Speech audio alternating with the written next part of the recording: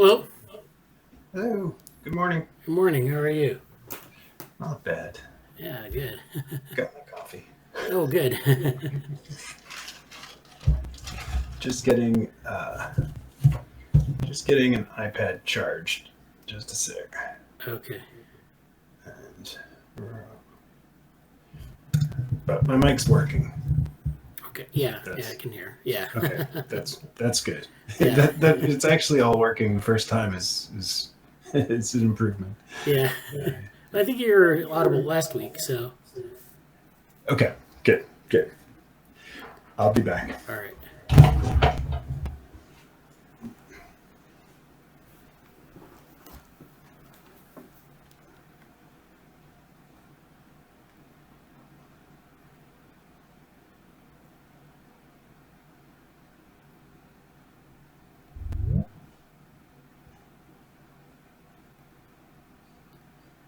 Hello, Madhuri. Hi, Hi, how are you? Good. I'm good, thank you.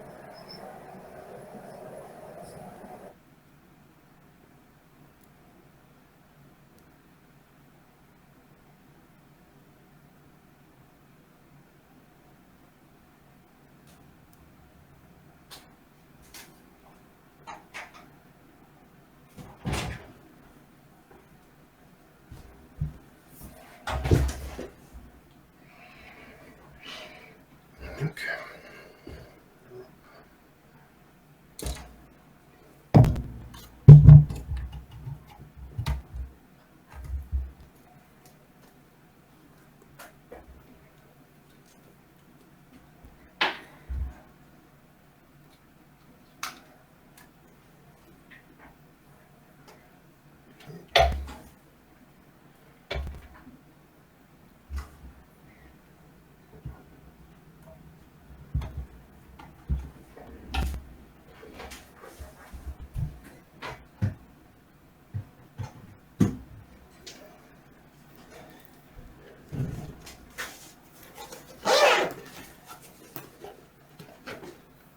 Okay. I was just sending a message to everyone to make sure that they knew that the meeting was going on.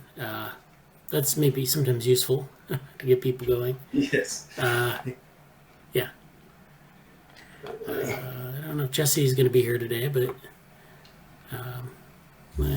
well, I think we can get started. Welcome to the meeting. If you're watching on YouTube, welcome. If you have any questions, contact us in the Slack. If you need an invite to the Slack, contact me, and I will give you an invite. So it's a pretty lively group in the Slack now. I think we're up to, I don't know how many people we're up to in the Slack. And it's around 70 maybe. It's, I don't want to have hundreds and hundreds of people, but I think we get a good mix of people discussing things. So Morgan or Madhuri, are there any updates you'd like to make? Anything from this week?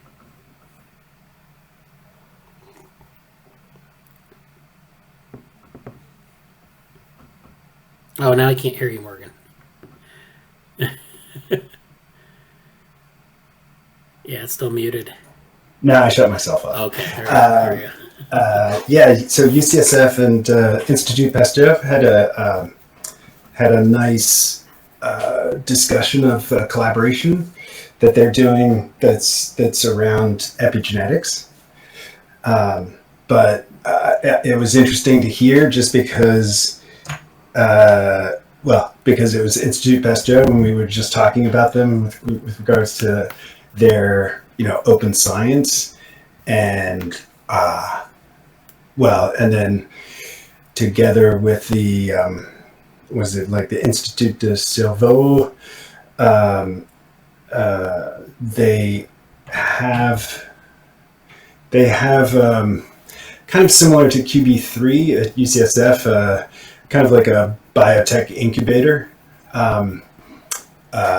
which sounds commercial, but I'm not sure how you're going to get away from the there's gonna be costs associated with Yeah. with cerebral organoids. So I'm actually hoping next week to try and talk more with UCSC, so Santa Cruz, and find out more what the brain engineers are doing. So that's the engineering department of UCSC together with UCSF, and let me just see. Okay. Anyway, so that was interesting, and they talked about how they could better collaborate and how they could, it was like the virology group and a microbiology group, and they were talking about how they would normally not be collaborating, and that this was an attempt to break down walls, and this was being hosted by the French Embassy's Science and Technology group or division. And again, when I've been in France, they've talked a lot about how they always need to kind of punch above their weight to compete with countries with much larger budgets like the US and China.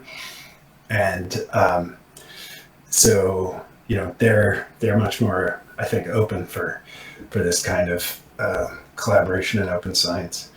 And then, of course, McGill has really stepped out of the pack in terms of saying all their data is going to be open, right? So they still need, it's actually harder to do than it sounds, in the sense that like they can't just magically make it all available. So it's you kind of need the equivalent of like a data librarian, or a bunch of them, to start going through and figuring out how to make all that accessible. Because obviously the greatest good that it does is making it accessible to those, in a sense, like the farthest away. So in other words, digitally, like people shouldn't just have to go there and get it somehow. But so that's also on my list to follow up with them and see like what they're doing, if any, on that front. And then, as I said in the Slack, need to start putting together a set of startups that are kind of trying, or have made a story for venture capital and banks and things, like why cerebral organoids is something that they should invest in. So and there are definitely groups doing that. As well as following up with companies like Corning that are producing some sort of commercial cerebral organoid, right? So leaving aside what UCSF and Stanford and UCSD are doing, among many others, is there kind of off the shelf lab prep that you can get, even if it comes with, limitations and So all of those, at least in the terms of the cerebral organoids, I think. Oh, and then one last thing I dropped in the Slack was about the Trusky Institute. And so I don't know how familiar people are with this, but let me just scroll down my own Slack here. So the Trusky Institute has had a number of incredible speakers. Okay, and I can't tell you much, or I don't really know the history of the institute, but what I see in the set of talks that are coming, as well as that have been there, is an incredible focus on biomaterials research, and as it relates specifically to biomedical innovation. right? And we talked about this last week in terms of how much scaffolding and hydrogels and microfluidics and and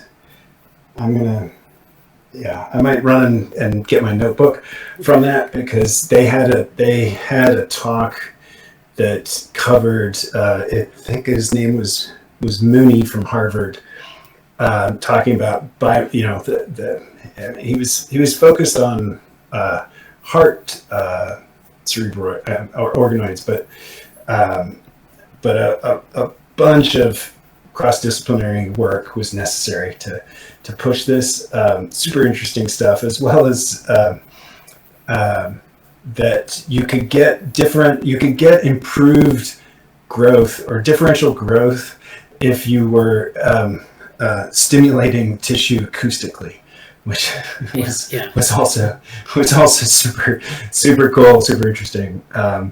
And I've got the notes that are probably downstairs in my bag. Okay. But I will get that, and I definitely want to follow up with that. But for anybody else interested, check the Slack. I just started dropping company names in there. I'll put it into a proper, spreadsheet or some other form that will be more useful as to put together, companies. And some of these aren't like I said, like some of these I think are actually focused more on the tools that you will use to do the science, and not just, research groups that are exploiting, organoids for like personalized medicine, or, you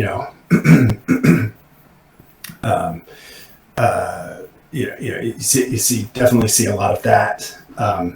But you're also going to need companies that are really, like Fluidigem is this company that I actually got off of one of the papers from the Brain Engineer group at Santa Cruz. So, and I'll find out more about which of their particular tools, or if that's just, or is that just a grad student that has, graduated and has moved on to a life sciences company. Yeah. I will find out.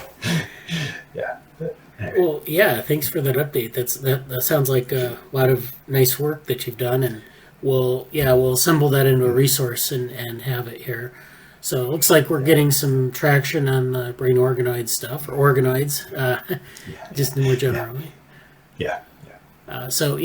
And so it looks like Anusha's here. Well, Anusha, you haven't been here in a while. And Jesse's here, and Ankit's here. So, any other updates you want to talk about right now? We can talk about things later if you want.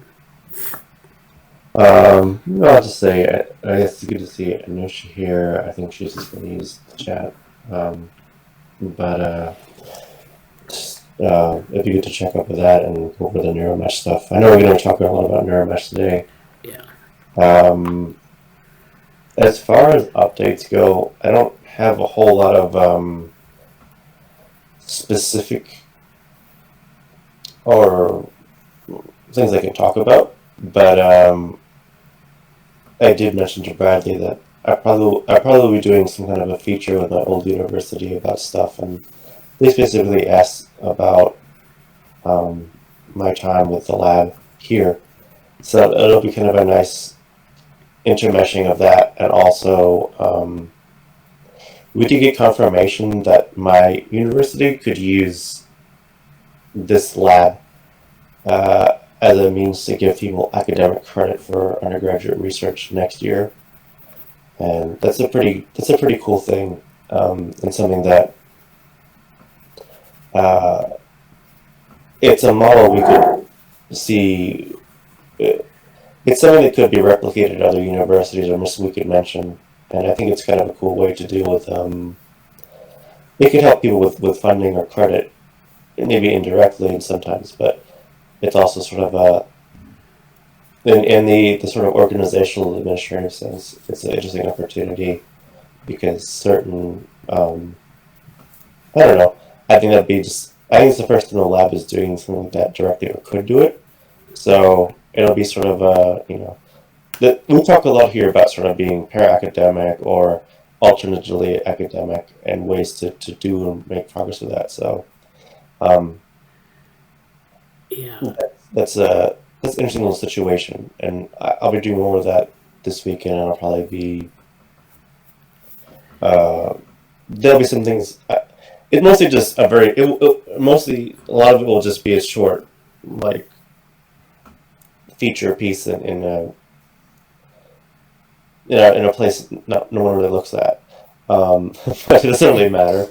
Um, uh, so I'll be talking to Bradley more about that later. As far as other news goes, there's some fellowship stuff that I may talk about later. This week has largely been just a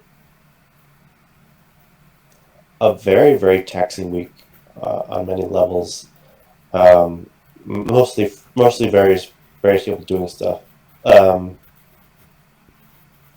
like some personal things that have happened, and there was sort of a situation in my extended family that caused a lot of difficulty for some people, and in fact, some people that I'm mentoring about stuff, and it's been a very full week, and it's already, I keep thinking back to like we're talking about deadlines and things changing. It's like October itself has just been this. Each week has been so full and so fast moving. It's just going by very fast. On a note, it's good to see Anusha here again. It's been a little while since been able to attend the meeting, and Avery is doing okay. I may say some of the things about some of their plans after the meeting. On a positive note, they may be coming to Boston soon, which is a cool thing, and I think a good step for them to move to Boston. Oh, moving? Okay. Yeah. Because they need to. They've been needing to change up some things, and they're currently still in the UK on the same sort of travel research grant thing.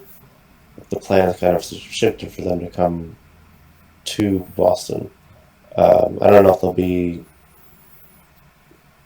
they may be outside of Boston, or like I'm like in Boston proper, and they might be outside of the city, but that's cool. There's been and I mentioned Avery because a lot of people in this group currently, I don't think they've ever really interacted with Avery directly. They were a major player in a lot of some of the ideological development in some of the things versus in cognition futures, and when we talk about allostasis, Avery has a lot of interest and theoretical development of their own work in that area, and it's been tough because they've had to do a lot of other things lately. They can't really focus on it. So like there's an indirect contribution to the switching theory paper that we might talk about later, and some other things. So it's sort of like just as usual, just because people aren't in this meeting and can't come to this meeting doesn't mean that they aren't doing things that are adjacent or directly related to some of our projects. So just mentioning all that stuff. Also, just a little update on Aaron Higgs, who hasn't really been here either. They're kind of still in the same situation, but maybe changing. They're sort of on the cusp of some other broader changes, either in terms of jobs and locations too. But they're still very. I think I don't know how much we talked about it last week, but I think they may have another solid contribution lined up for the Women in Computing event because I think that's a big. They actually have they found a mentoring program for something about like I think it was something adjacent to operations research. But they're doing some stuff like that right now, and in a transition stage. So, but they're still around and doing well too. I think that's pretty much it. There's, I did peek it. Oh, the only thing was, and I didn't get to do it, but I was supposed to go to the MIT's AI ethics reading group. It's Okay. kind of interesting. I actually, um, I didn't get to go because this week was so oversaturated with a lot of things that happened. And then the next day after it was supposed to happen, actually yesterday, some of my friends and I were walking right through the MIT campus and right by the building that it was held at. So it's sort of like I went, but yeah, Yeah. it was interesting to see. I never really been on the MIT campus at night, so that was interesting. Um, but yeah, it's interesting times in Boston, and also for everybody doing graduate applications and research and stuff research on grad school. Like, good luck, because deadlines are coming, and November's about here, and then that's it. So Yeah. that's pretty much the overview of my things. There's some other stuff that could be said, but Okay. Well, that's good. Thank you for the update. Thank you for the updates on Avery and Aaron as well. And yeah. yeah, so more on that later. I had a question in the chat. Ankit asked, "Which university are you affiliated with right now?" And so Jesse is what he's referring to is his alma mater, which is State University of New York at Albany, and and so he wants to have like a way for them to their students to get credit for working in this lab setting. And so this is something we haven't done before. I'm curious, is there something we have to do on our end in terms of accredit? Well, I don't think we need accreditation, but like in terms of I'm sure there's paperwork that we have to fill out. I've kind of done this before, not in this lab setting, but I know that there's usually paperwork if it's an external group, basically saying you're going to do this stuff and this, for credit. But make sure that we know kind of what the details are in terms of the paperwork or whatever. I don't think it's that much. It's something we can do, but it's we have to make sure that we're compliant with all of their so we don't. I think it's actually going to be very limited because the way it's structured is more like it's internal to them. So I think what I expect it to be, because I've been on the other side of this. They have my university does this thing called experiential learning, and and it's sort of like it's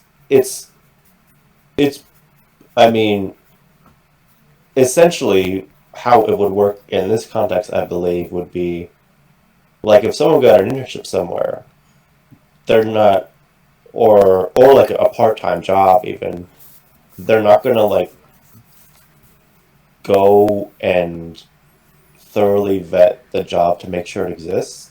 They will do a review, but like I don't think there's gonna be a huge amount of like I don't think they'd be like creating a specific lesson plan for each person. So it won't be that level of integration. It'll be more like getting feedback and saying, yes, this person's doing this and they did this, so they get they can get. I was going to pretty simplified, but I can, Okay. and also you can if you want to, because I think I forwarded you the email. You can ask Casey directly.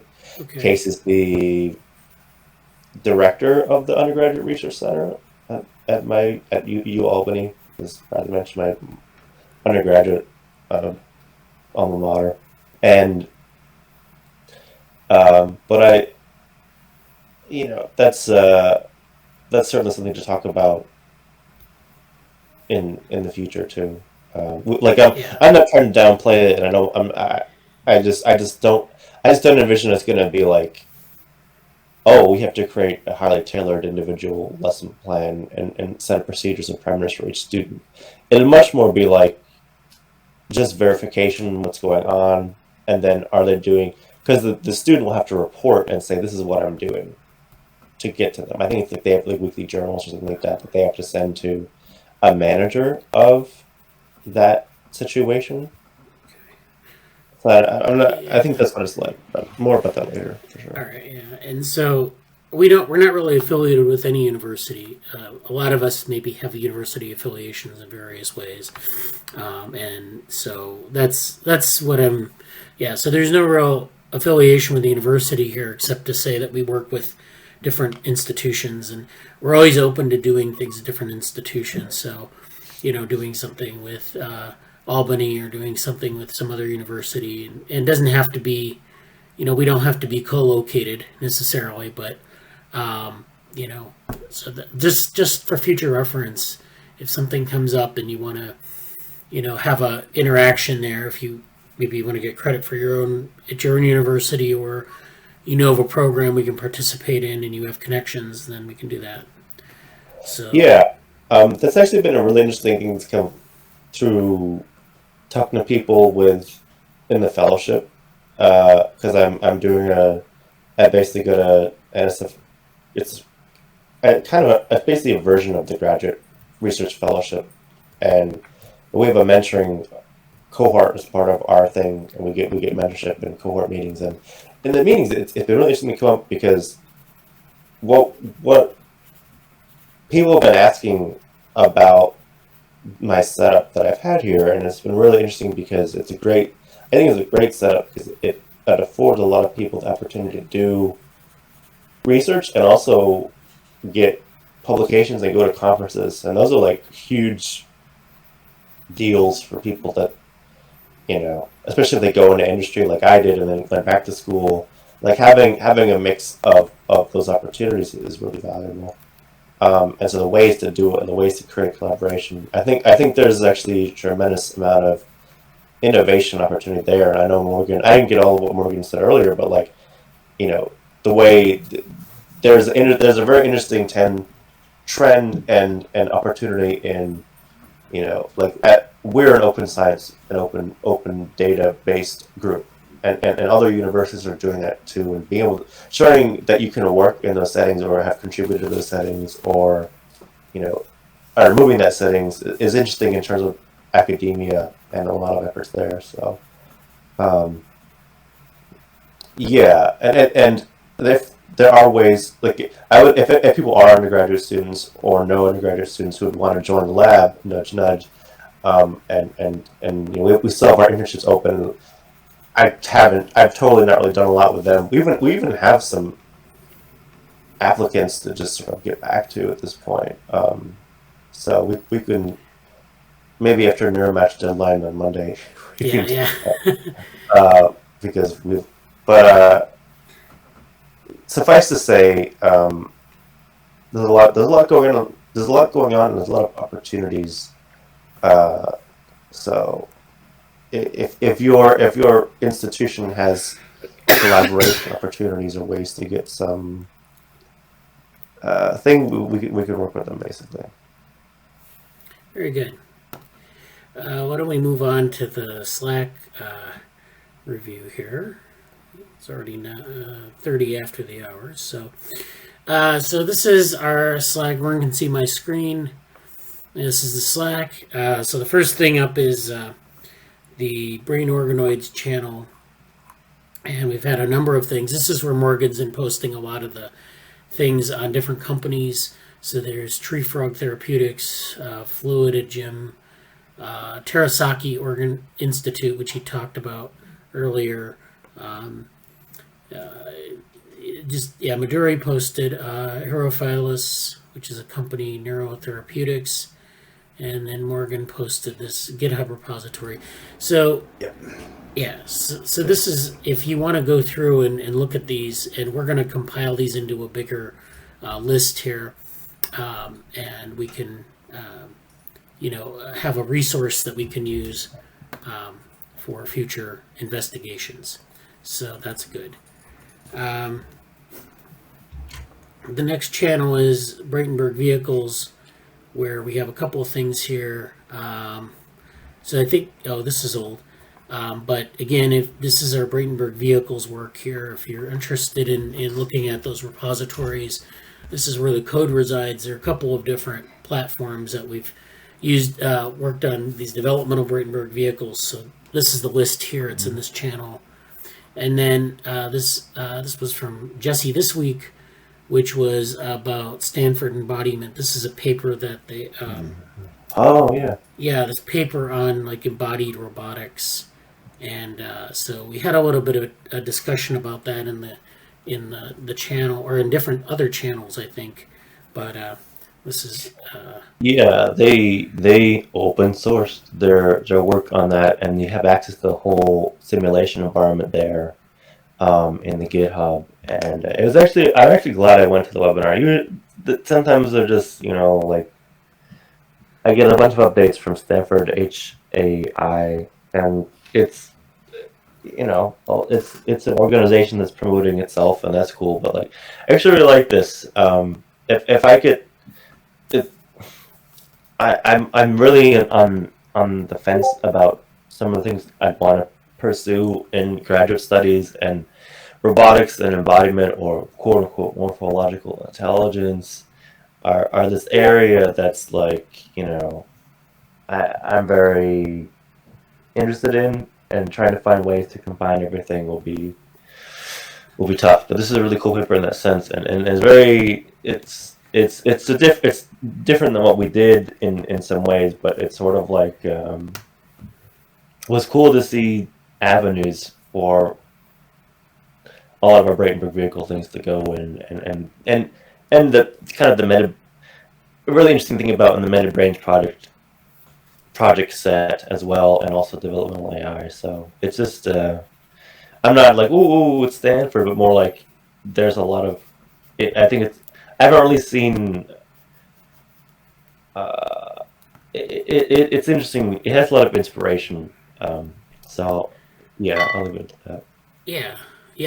Well, we'll talk about it in another channel when we get to that. But looks like Morgan posted on this toolbox here a fast and lightweight framework for research and evolutionary computation, SFERES. So this is the repository for that. Next up is the data.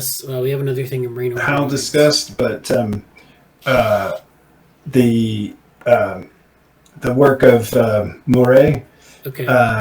going back, going back like 5 years, a lot of great evolutionary robotics work together with. I mean, if you look at his code, his code project was used not only by him for ResiBots and things, but also by a Dutch group that was doing a lot of simulation work along the lines of what I see like OpenAI and Stanford doing now. This kind of reminded me of this larger theme of morphological computation, which I don't have any materials on this week. I might present next week on it, but it's got a pretty long history in AI, or in A life actually, in artificial life. So yeah. Yeah. And the Gecko group, right. Or the Gecko, the conference. Right. Yeah.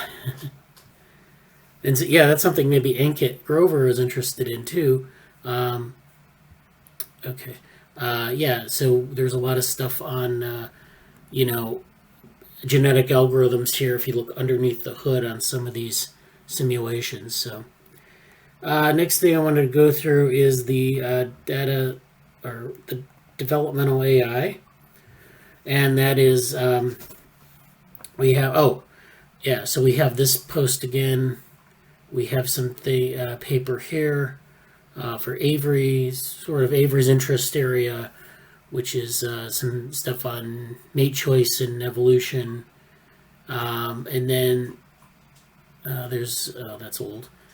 Way up the channel here. Okay.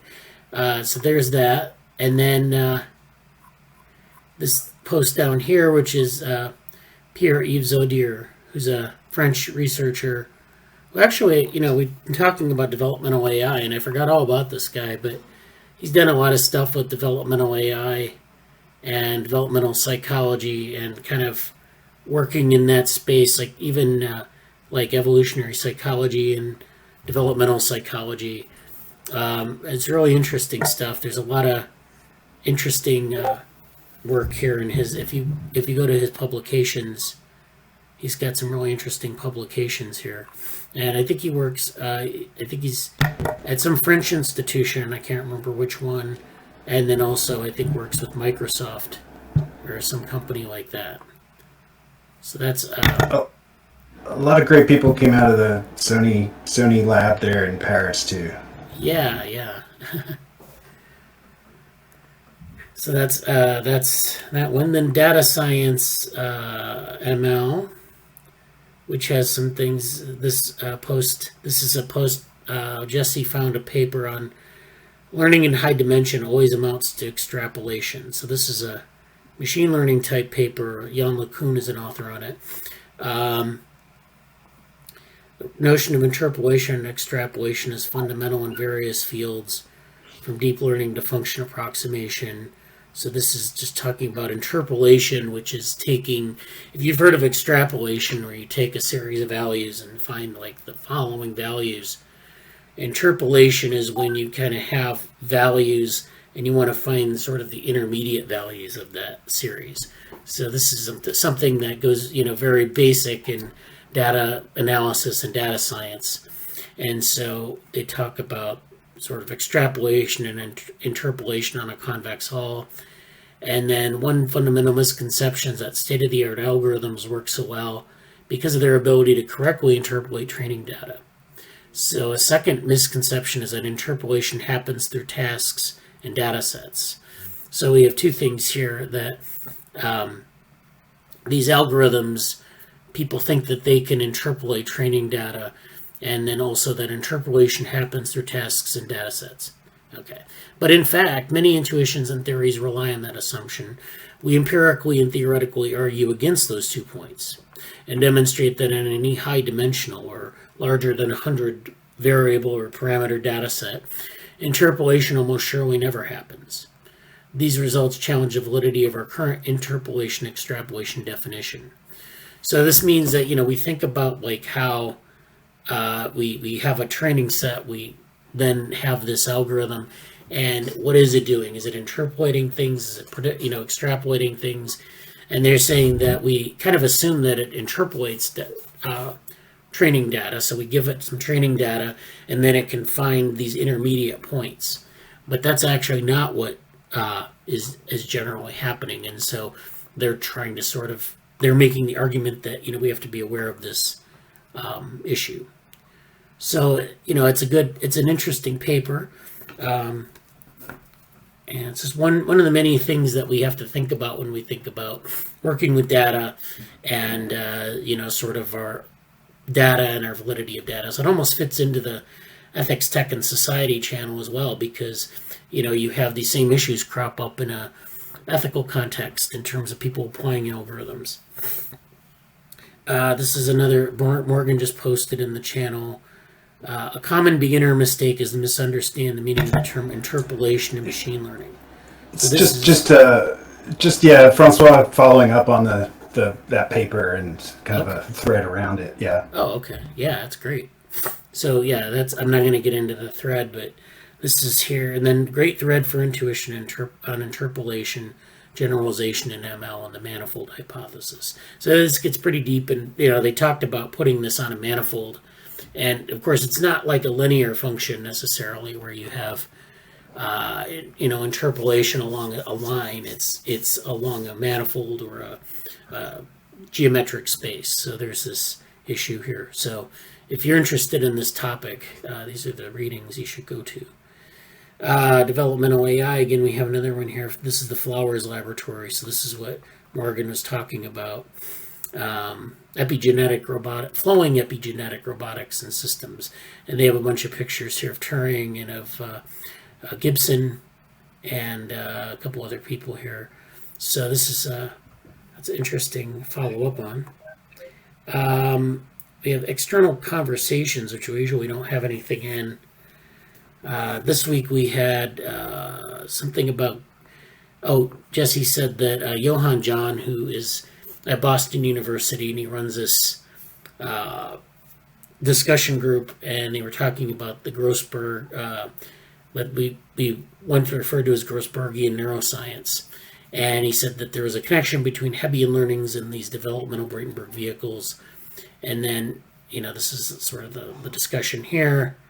And then I said that Z's work, which was one of the links I showed in the Bradenburg Vehicles channel, that his work, and that was, I think, the second link down, that his work was sort of built along those lines that, you can build like these developmental Bradenburg vehicles based on a Hebbian learning algorithm where you can associate two different stimuli, and then there's this artificial brain that does the learning, and that's driven by Hebbian learning. So it's interesting that there's that theme, and I don't know how many people are really familiar with Hebbian learning, but it's this idea that if two neurons are firing at the same time, that they become associated with one another functionally.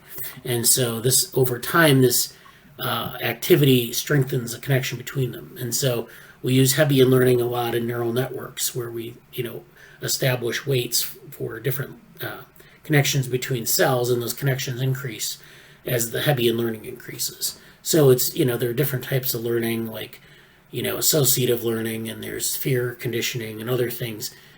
One-shot learning. Hebbian learning is multi-trial learning, but it also has this property of sort of what they call firing together, wiring together, which is where, if neurons are firing, which is they're active together, then they'll become associated with one another functionally. So that's the basic idea. And so, we can go pretty deep into that, but the idea is that there's something maybe there that people want to explore. That's something that is we're thinking about it. I don't think we've really come up with anything more than that. I know Z was here, and he's moved on to Duke University Neuroscience graduate school, so he's doing pretty well, and he's always had some really good ideas. He was in this group maybe about 2 years ago, and he developed this platform, and so. If you're interested, I would suggest looking at that more. So specifically, I'm talking about this. I think we should put someplace on our. It's typical. It's a lot of labs have where their alumni are now and their alumni section. I know we have a few sprawling alumni pages, but maybe I'll make a central version of it in the GitHub one. Yeah, that would be nice. I know Stefan's He's finishing his master's, I think, still, or is he on someplace else now? I think he's finishing. I'm not really sure. He does a lot of stuff with bioinformatics and. Yeah, he's a bioinformatics guy. Yeah, but he's also doing some stuff with the neuro. What's that group? The brain web, I think. Yeah. Okay. So they're yeah, and then. This is the repository I was talking about, this multi-sensory integration DBVs. This is Z's repository. So, so that's that. Then we have another Riemannian geometry for Python. I dropped that in. It's relevant, and if anybody's looking for a Hacktoberfest project, I kind of like to plug it. Yeah. It's but anyway, I don't want to throw you off the. I'm just dropping in things that seem relevant as they pop up. Oh yeah, thanks. Yeah, that's great. Then we want to move on to events news, which is this little. Oh, Jesse says I got in an NeurIPS as a volunteer. So congratulations, Jesse, on that. Any words about that? I'd like to thank the Academy. I don't know. I may be able. I'm in my. Let's see how it. I'll kind of go the Bradley route. In another group that I'm working with, I'm kind of in a research like heavy research scouting, advanced like opportunity seeking position, and well, part of what I'm doing, and I got people to go to another recent major event, and it was a fairly positive outcome. So like, yeah, we found this useful for what we're doing.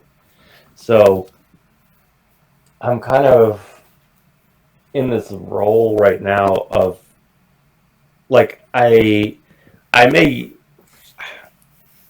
it's weird to be like on the cusp of, excuse me,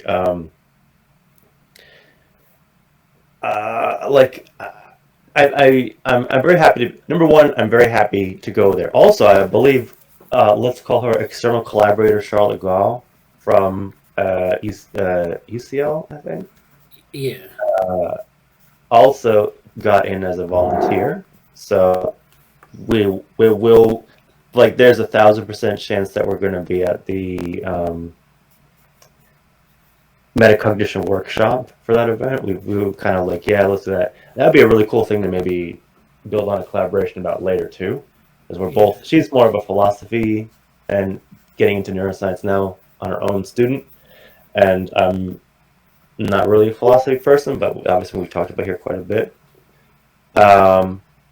And that's that's uh, that's really cool. And it's weird because like I I may also like rescind my volunteer if I can.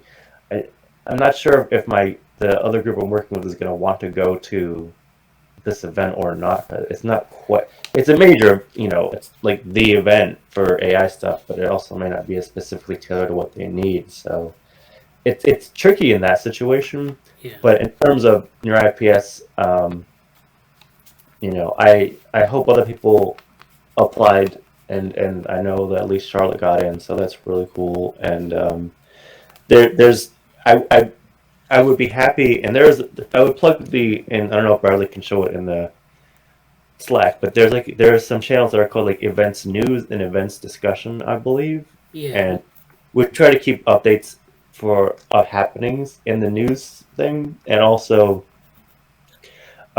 in the discussion session, what we try to do, and it's funny because one of my someone was telling me about, this group of people that I know, or this like group of students were doing like a shared notes document to take notes of stuff, and I was like, yeah, that's how we kind of, that's not really the newest thing, but it's sort of how we're doing it now. And so Yeah. creating these big shared note documents for the event is something to look forward to. There will, at the very least, what I can say is there will absolutely be a presence in the lab at NeurIPS, directly or indirectly.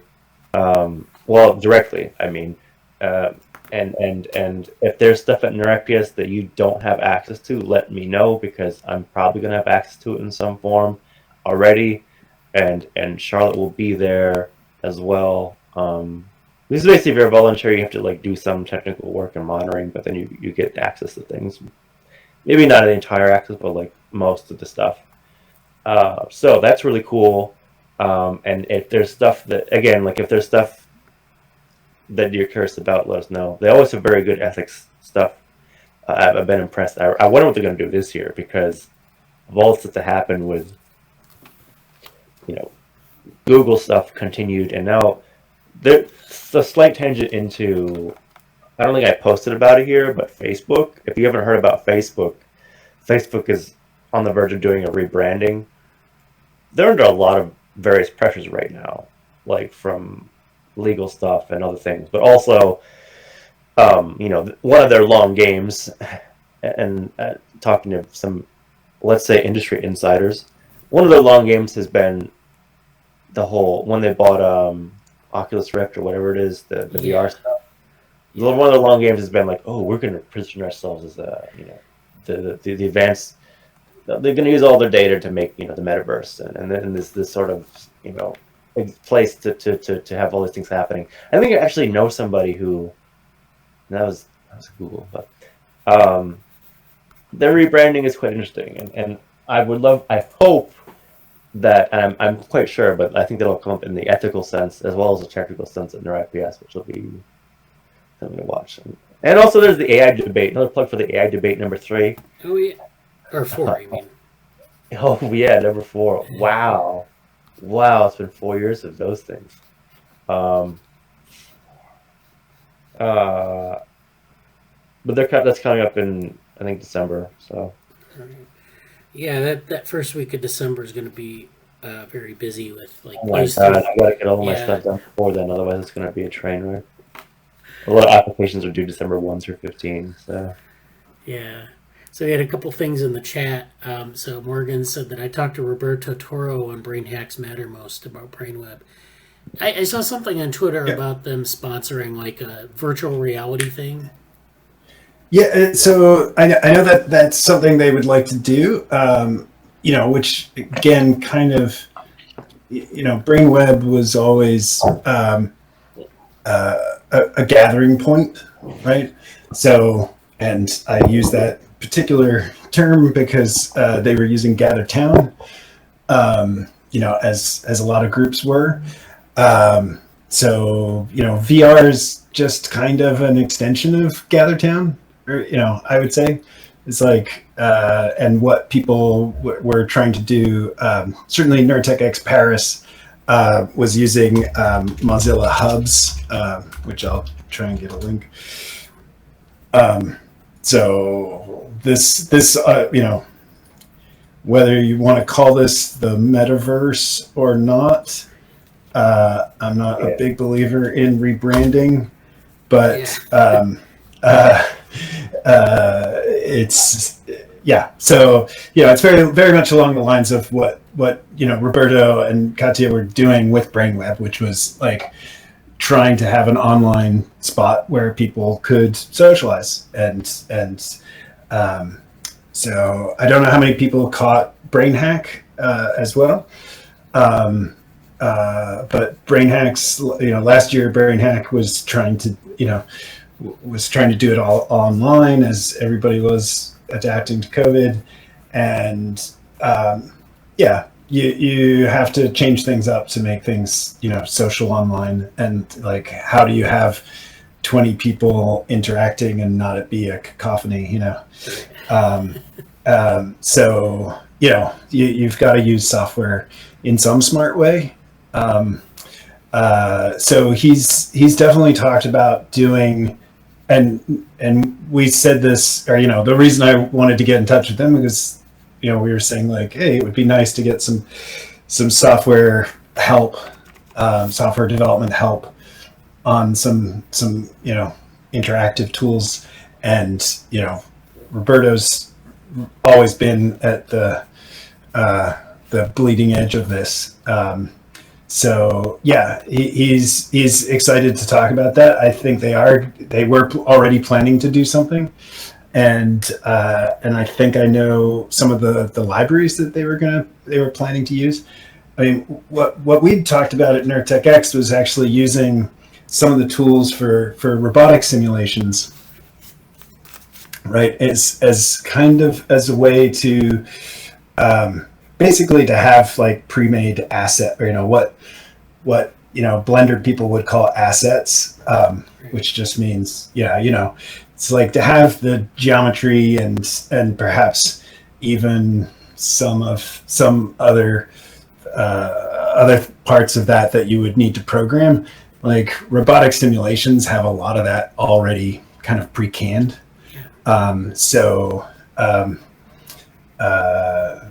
Yeah, and the fact that you could give agency to these with simple spiking neural networks, right? I mean, it just in terms of having things moving around in the environment, say, which is exactly what the Human Brain Project has, as what we talked about at NerdTech X. But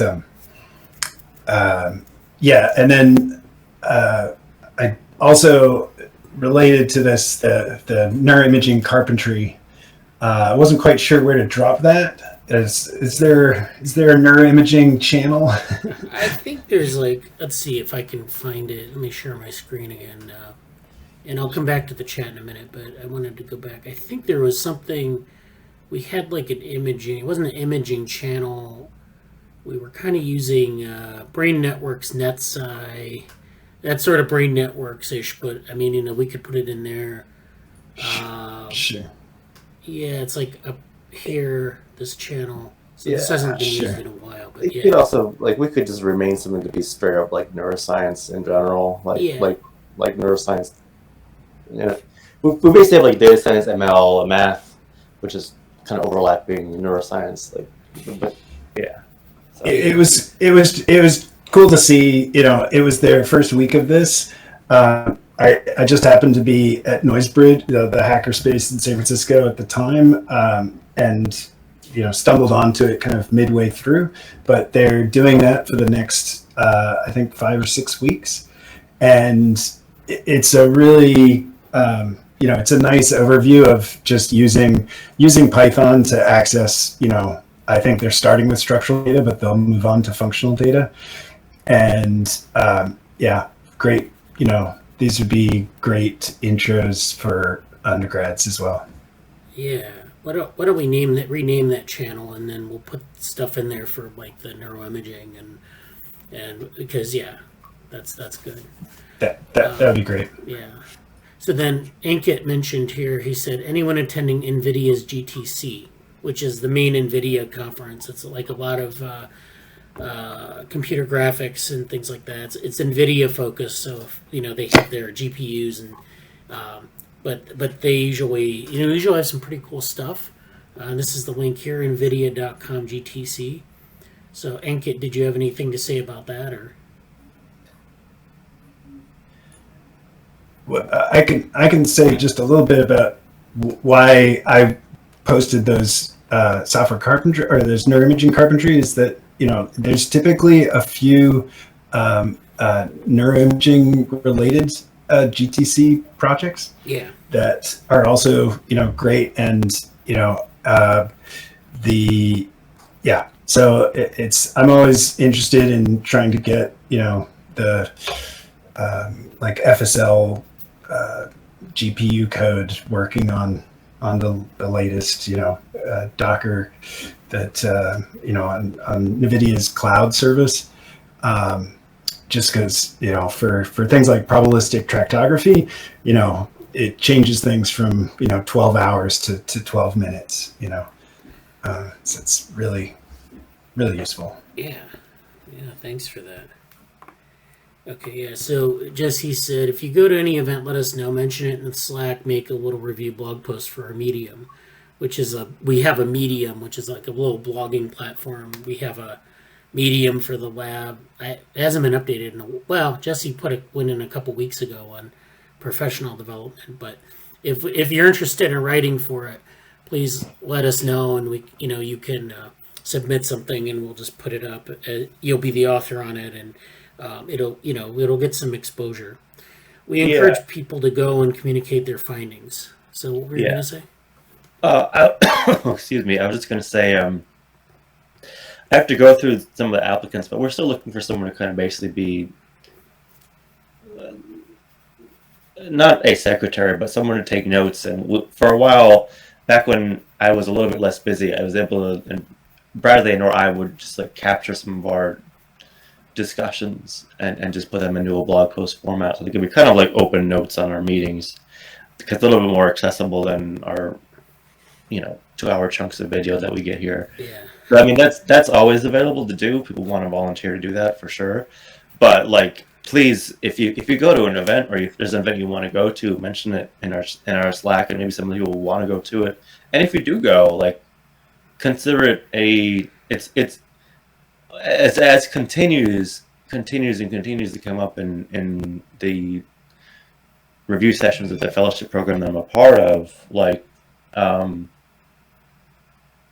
getting experience in just writing your ideas and your findings down and communicating them to different audiences, whether it's visually or in text or in video or whatever. Like, that's great practice and not to be overlooked. So just a plug for that too. So anybody who's any event, it can be NeurIPS, or it could be a very small, it could be something that even at your, like at a university that you're doing or whatever. Like, it's a great thing to just hear reports about what's going on in your in your sphere of interest, and if it ties in the lab, then that's great. So yeah. Just plug for that. Okay.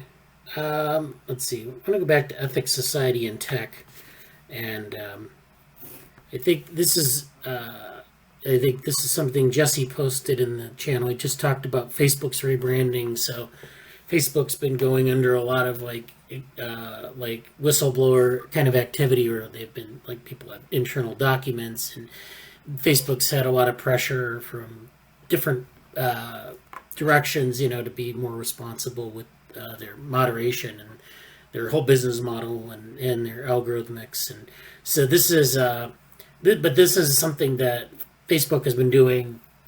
And, when like 10 years ago, I wouldn't have thought that Facebook would be interested at all in virtual reality, but, that's the way it goes. They bought Oculus a while back, and then they've, been developing these different versions of it. So they have the Go, and then they had the version that they have now.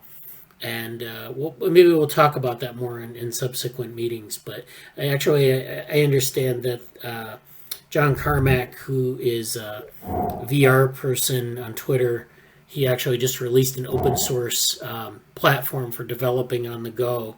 The Oculus Go has sort of been discontinued as a commercial platform, but the idea is he's developed this open source package for people to develop on it. But anyways, this is like more on Facebook's metaverse. This is more on the whole Facebook sort of ethical explosion here, or whatever you want to call it, unethical explosion, whatever it is that's going on there. They're not being very forthcoming with a lot of the critiques. So yeah, this is, and then changing your name is kind of like one of those things where if you're doing that, it's like probably too late for you to, that's like the last resort. So yeah, there's a lot of interesting issues that come out of all of this. So I'm just if you're interested in this topic, go through some of these materials. Random Channel has let's see, here it is. Random Channel. Oh, okay, Angela put this here. Shifting the impossible to the inevitable, a private ARPA user manual. So this is something is interesting. Angela's also interested in like entrepreneurship and other types of startup topics. And so she's been exploring more in terms of like, she's going to do this talk on data trusts, more like on social interactions and other types of things like that. Social contracts and other things. So she posted this. This is a private ARPA user manual. So ARPA was the precursor of DARPA, which is like the organization that the U.S. military runs to fund like these experimental types of scientific research.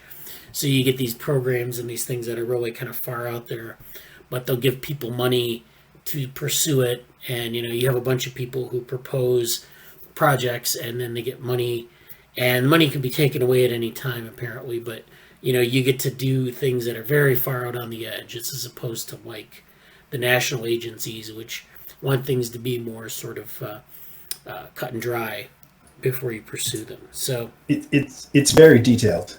Yeah. Also, Angela actually just joined here. Angela. I don't know if she can talk right now, but she joined. Okay. Let me finish up the Slack. So that's there, and this is interesting because we just talked about this with organoids. So there's this theme now of people interested in like startups and innovation. So maybe we can follow up on that as a theme as well.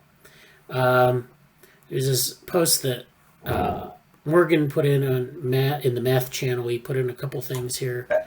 Yeah, I missed the probabilistic programming, but that would be Stan and PyMC and etc. But yeah, still time for deep math. Yeah, so this is deep math.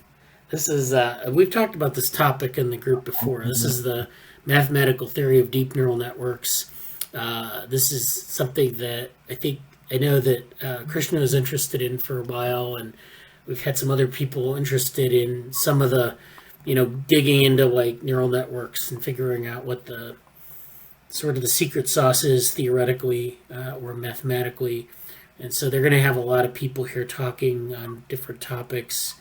It's November 4th and the 5th, so this is something you register for now. You can't submit anything now because it's too late, but I don't know if they have a, let's see, they don't really have an agenda up yet, but it looks like it's going to be a nice little virtual conference. I think if you scroll down, you can at least see the confirmed speakers. Oh yeah, so these are the confirmed speakers here in this group. Yeah. So if you're interested, is that still accepting registration or? Yeah, registration deadline is the 4th of November. Online, yeah. Oh, okay. Oh, so it ends the first day of the conference. It looks like. So that's math, the math channel, and then we have the random channel, which has, I think we did this already. Yeah, and then ethics, tech, and society. So that's virtual reality. One more thing here, I think. So this is something that Jesse posted. This is I think this is a Slava Babarov, which is a post on brain-computer interfaces. So this is, I think, a podcast episode. Yeah. And then Morgan said Slava is a very active member of Neurotech X. Yeah. We've talked a lot when he's been when Moscow's been doing. He works in Poland, I think, but he moderates a lot of the Moscow chapters events. Good. All right, so that's great. So that's the Slack channel, and so we have a lot of things in the chat here. Let's see. Where do we start here? Okay, so Kermac just unlocked the Go. Yes, Oculus gave a talk at Neuromatch. Was this like a corporate talk, or was this like a group working with Oculus, or was this at the Ankit? This at the. I don't remember whether it's Oculus or what's the. So it was Reality Labs. So. Oh, okay. Yeah. So Reality Labs, I think they gave a talk on like how they were working on creating something for like people who have like disabilities in their hands and stuff. So like they were kind of with the skeletal responses and stuff. They were kind of replicating how like an actual hand could move if someone actually didn't have like a hand. So yeah, that was pretty good. Great. Yeah. So that's good. Let's see. Sorry, I'm late. Oh, this is Angela. Can you hear me? Long weeks. Okay, I guess not. Not yet. Okay, so yeah, I don't think we could hear you before Angela. It's okay. And then this is the PARPA manual. ARPA manual. This is the Deep Math link. It's $20 to get into the Deep Math conference. Yeah, I don't. Sometimes you have to pay to get into the conferences, but okay, yeah. So that's good. So I guess that's good stuff. I wanted to mention that Angela is going to be presenting. I'm hosting this thing called the Rockwire Lecture Series, and Angela is going to be giving a talk in that group on November 3rd, and I'll send out a link to the group in the Slack on the registration for that. It's at 1:00 p.m. Eastern Time, so I don't know how many people can make it that day, but it's going to be recorded afterwards. And so I wanted to talk about her slides for about 5 minutes. I think I went through the slides earlier this week, and I made some changes just to the presentation part, just visual style, and recommended some things. So we worked on those. And then, we also kind of went through some of the talk. So it's a really interesting talk. I'm glad you were able to do this, Angela, and I'm looking forward to seeing it I don't, I don't know if we need to go through the slides right now, but I just wanted to talk about it for a little bit. And this is a topic that I want to kind of use this as sort of a follow-up. Maybe we can explore this further in the Ethics, Society, and Tech group. So, basically the idea is that if you have data, personal data, do you want to trust Facebook with it or a tech company, or do you want to put it in a trust, which is managed by, people who are, like fiduciaries or some other, they have a sort of a respectable claim to managing your data. And so she's going to go over a lot of different things in that. She presented this, a little bit shorter version of it back a couple weeks ago. So I think a lot of you have seen the slides. But this talk, I was kind of hoping for maybe about 35 to 40 minutes where we kind of go through the slides. And Angela, if you kind of, you have a lot of text, I would hope that, you could really kind of, maybe explain some of those things for the audience, because I don't think a lot of people are familiar with maybe some of these concepts. And, so we can get through the slides, and I would, recommend timing it out like you usually do, where you go through the talk and you kind of time yourself and you think, how long am I spending on this slide? How long do I want to spend on this slide, and so forth. So you just walk through the slides, okay, 1 minute. And then if you think you might want to explain something, you might explain it a little bit more, deviating from the text. But then, we want to leave time for questions. And I'm going to try to be like a facilitatory in terms of questions. So I'm going to try to think about okay, this is something maybe not everyone understands. Can we explain that a little bit more? And we'll kind of drill into some of those specific things and kind of go into those, make sure that people understand. I didn't know, I'm trying to connect this to a broader audience of this talk. So, some of these people are going to be maybe, social scientists. Some people are going to be, tech people.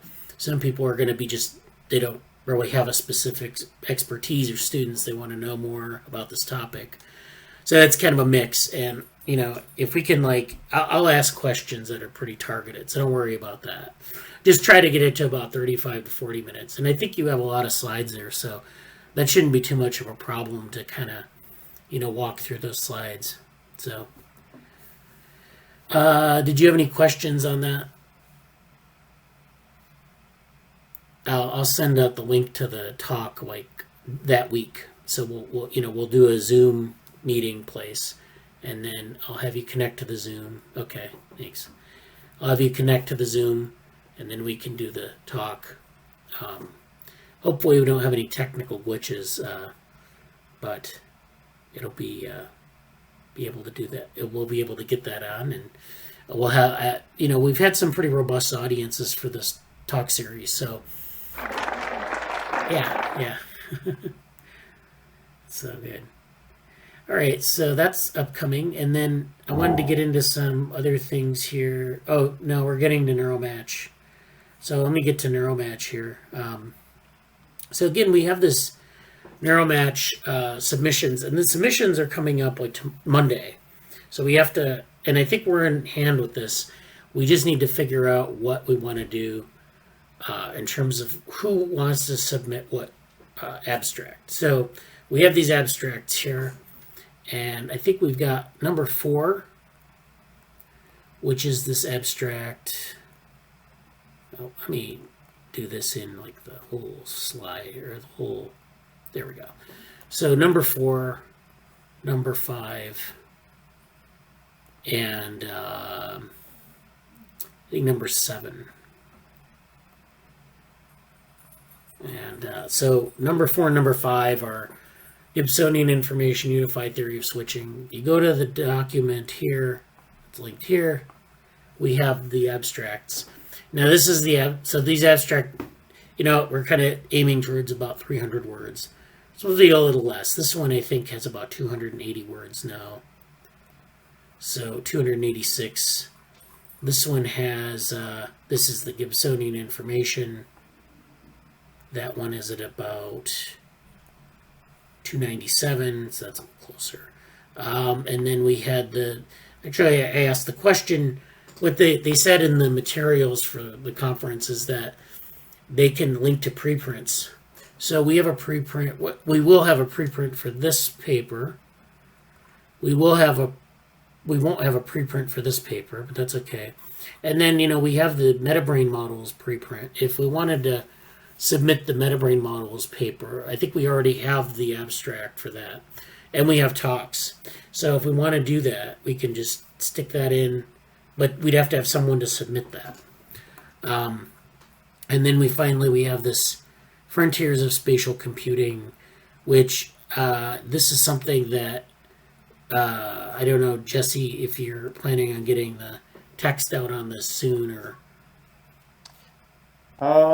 It depends. It will depend on some things that happen today. I think I might go for it. I know, and I think Anusha's still here, so we might do a few things with it. I have not updated that particular document, so I'm sorry for that. But Can you say a little bit about what direction you were thinking on that? Just a very general overview. Like it's I not mean, really, there's I don't know if everybody's familiar with Stephanie Jones's work in Brown, but I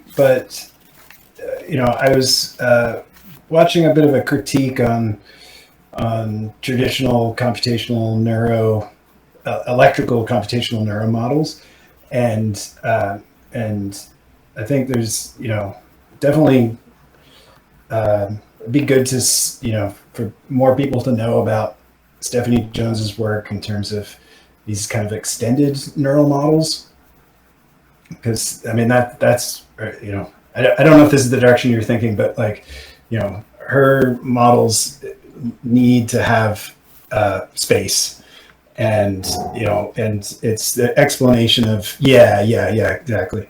It's an explanation of she has a better explanation of beta rhythms and motor control because of her spatial extent.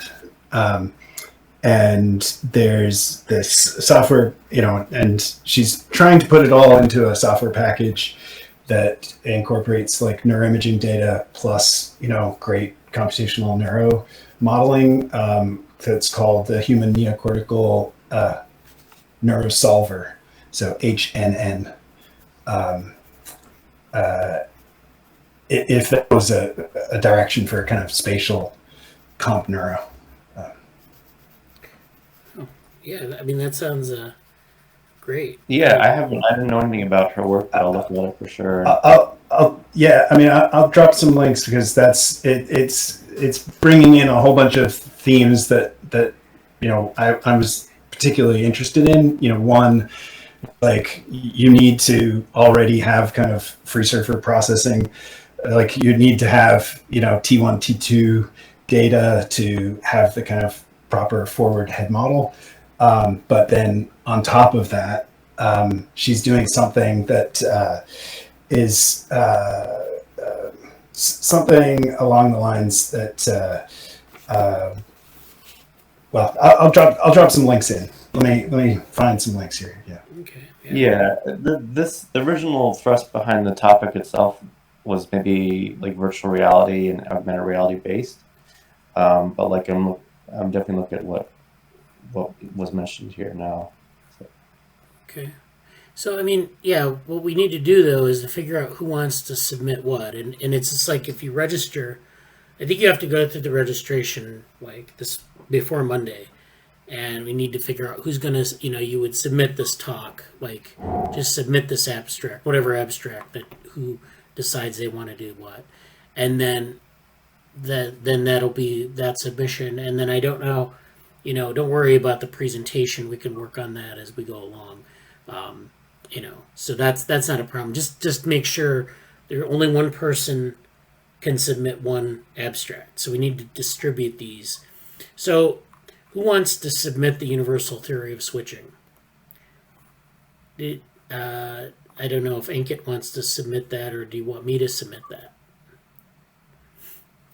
Bradley, I think you should submit it. Okay, I'll submit it. Now, if that's true, then we need to have someone submit the Gibsonian information one. So who wants to do that? I mean, I could either do that. I may like for the other one that we just talked about. That would be something that Anusha could submit. Okay. And again, like just for people who don't know about Neuromatch, anybody can register, but the limiting factor is that each registrant can only submit one item. So and it's not not a sense that it's not like the person who submits it is the only person who ever gets credit for it. It's just that's how they keep the number of stuff down. So like we can all be call-offers on everything, but that's not what it's about. It's just like for getting into their system, they do it that way. Right. So I was considering having maybe Anusha or another collaborator who we'll see do the ML, not the ML, the virtual reality one that I mentioned or whatever. Yeah. So I could do the Gibsonian one. I don't know how many other things we want to do. I know Krishna apparently already submitted the neural decoding one. Yeah. So that's one. Gibsonian information. I can do some variant of that. Either it doesn't matter to me that one or the universal switching one, because they're both things that. Yeah. Well, why don't you submit the Gibsonian one and I'll submit universal switching, and then Anusha can submit the spatial one if we get that done, and then I didn't actually see Krishna's submission. Yeah, I didn't either. That was a little bit like. I know he talked about it, but I don't think he's posted in the chat about what it is. So, updates. Yeah. I know we saw it, but yeah. So, anyway.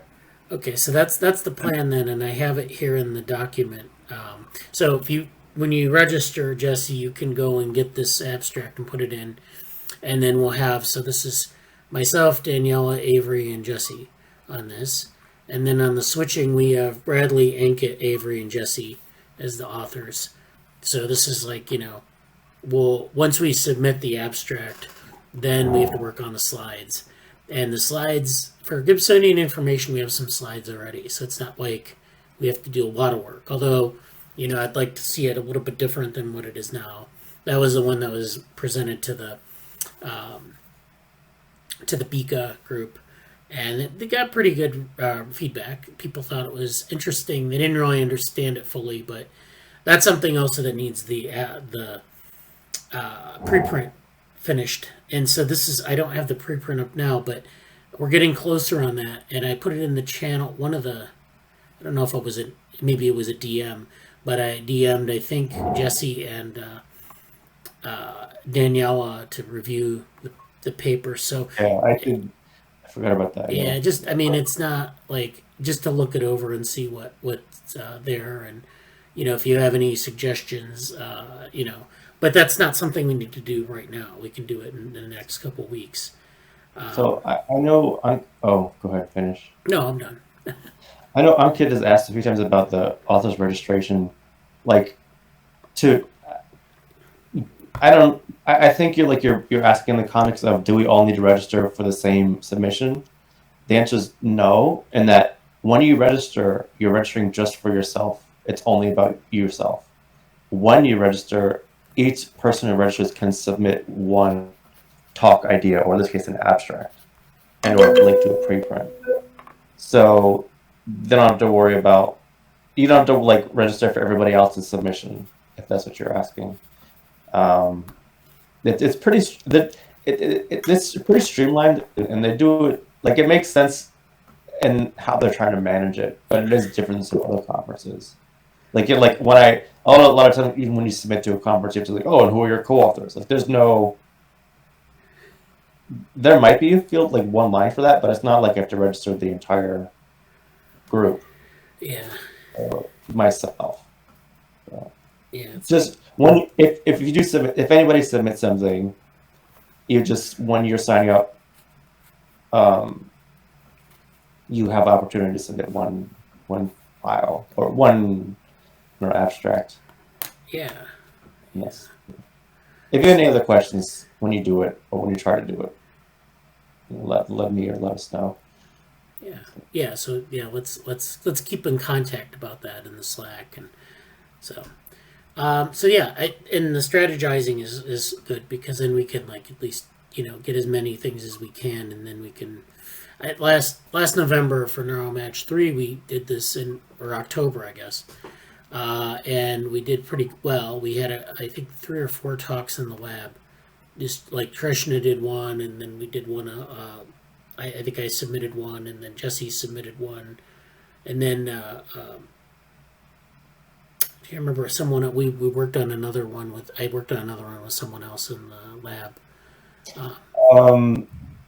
The only thing I have to say about this, and it would be, there's another potential submission that may stem out of things with Avery and some of the other stuff that I've mentioned.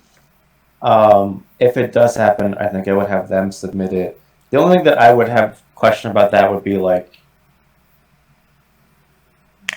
if that happens, it would be kind of a tie-in to, hold on a second.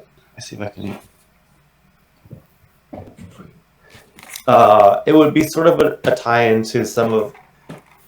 It would kind of be inspired by some elements of allostasis stuff and the embodiment. But one of the sticking points right now is just. I don't know. Like I think I don't have a lot to say about it right now, but I'll run it by you, Bradley, because I don't know. Like I don't have a lot to say in terms of. I don't know if it would be valid for some like bringing you into it or not, in the sense of like that most there's an above 50% chance that it won't happen because we won't have time to do what we need to do. Even in the sense of like I'm tempted to just submit an abstract based on what we have, but it might not work out. So okay. I'll follow up with you about that later. But there's kind of an allostatic embodiment, regulation, homeostasis, cybernetic thing that we're fleshing out, but might not hit this time. Okay. Well, I mean, there are always opportunities at the next conference, and so if you have that in place, then it's good. You won't have to rush to do it, so that's good. Morgan posted something in the chat here, paper on neural mechanisms of transient. Yeah, so I'm not finding the exact paper that gets at this, but I can say when she's spoken at computational psychiatry, the meeting, and I've talked to her about her work. Like, what is distinguishing it is the spatial extent of the the neuronal models. In other words, like having she's not like DCM is kind of using one neural model at each node, and she's using, say, 300 cells or 3,000 cells to and that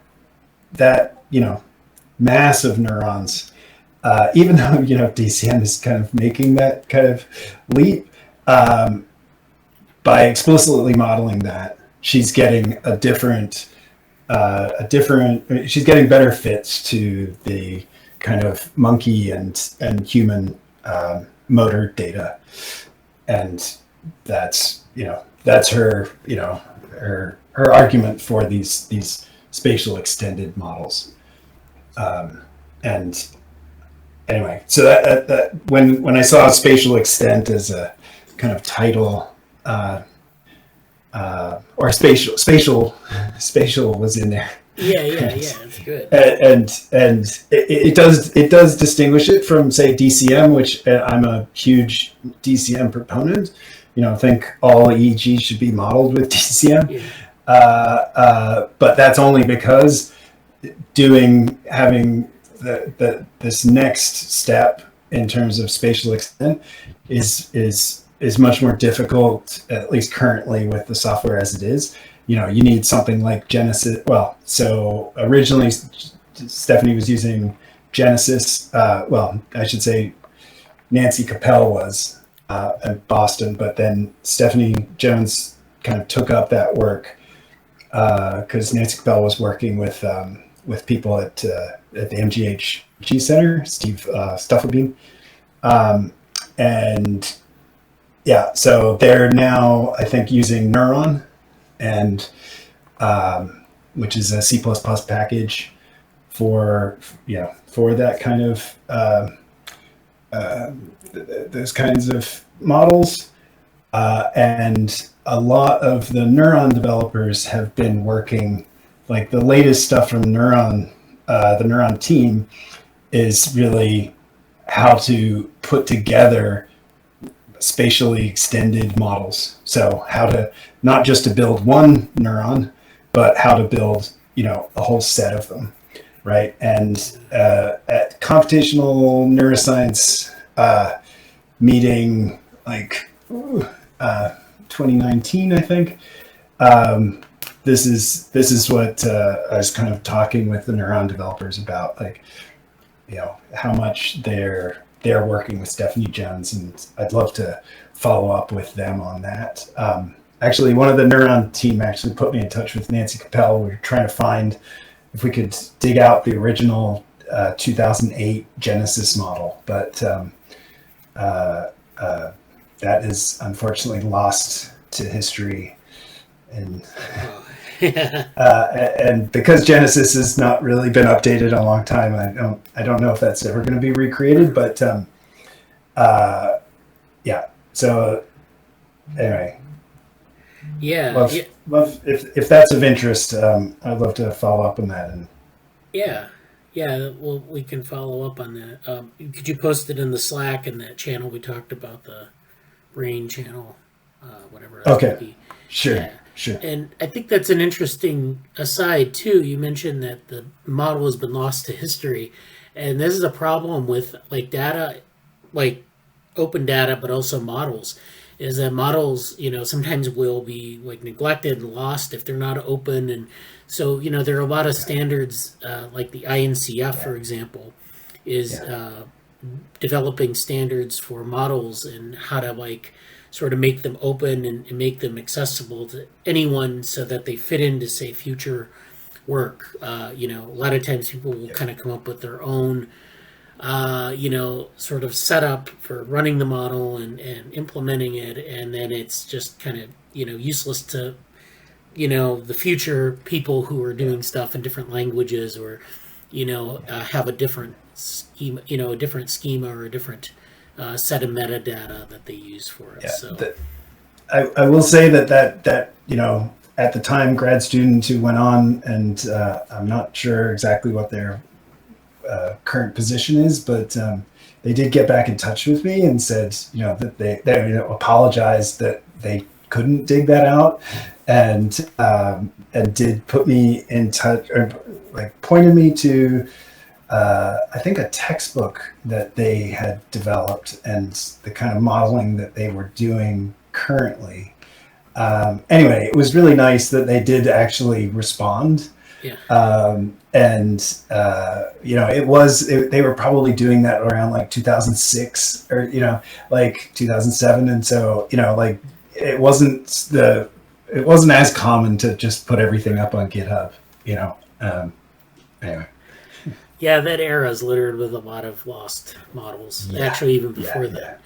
But you can imagine, if you're publishing in 1987. Well, we talked about Grossberg, and a lot of that stuff is in a paper journal. So that's it's quite a challenge to pull up a model from that time and implement it in a modern language like Python but yeah. So that's another issue if people are interested in talking about that more. But yeah, thanks for that, Morgan. And again, I think there are a lot of interesting parallels here with some of the things that we've been talking about. So, I definitely keep going on this. Like, some of these ideas, they're kind of working, they're different things that need to be, so this needs to be fleshed out, but we need to find references and things.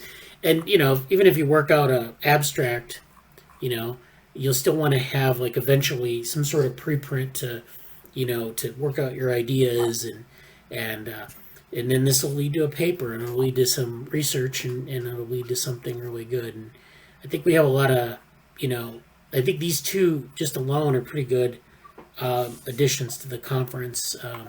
So we'll be in communication about this over the weekend more. Next thing, okay, I'm sharing my screen, good. Next thing I want to talk about are a couple of I want to get into papers. I want to talk about a couple of things that, I don't know if there's going to be a theme here or not, but the first one is this meta-learning in monads. So what is a monad? So we, several weeks ago, we talked about, I may have been several months ago now, we talked about category theory. And we talked about category theory in the context of like AI. So there are a couple people who have done work in this area. It's not like it's old work. It's like from the 70s. So it's maybe not as up to date as possible. There are people doing a lot of stuff with category theory today. So category theory is this notion of building sort of a mathematical framework for it's not set theory, it's categories, and then using those categories in a functional way. So like typical set theory, you would have things in sets, things that are classified in terms of like different sets that overlap. With category theory, you have different categories, so you're doing categorization, but they're functions that move things from one category to another, or that characterize like overlapping categories. There are all these different like pieces of jargon. It's a very jargon-laden approach, but it's definitely quite powerful. And so there are a lot of ways that we can utilize these mathematical tools to do really interesting things in AI and in other fields. So this is meta-learning is an exciting approach to machine learning. So this is meta-learning, which is in itself a different area than category theory. It's basically learning about learning. So meta-learning is essentially learning squared. It's training models to learn how to do tasks. So, instead of like trying to train a model on some data and then getting it to generalize, what you're doing here is you're learning about how to do tasks, and then the generalization is implicit in that. So instead of training it on data, you're training it on tasks. And this is maybe kind of how we learn to do things like, if we do transfer learning, say if you learn how to fly a flight simulator, then you can transfer that skill to the real world where you're flying an actual plane. Now there are differences in like the tasks. Sometimes tasks don't transfer well, but and this is what we're trying to get machines to do. And one of the ways to do that is to work out a method for meta learning.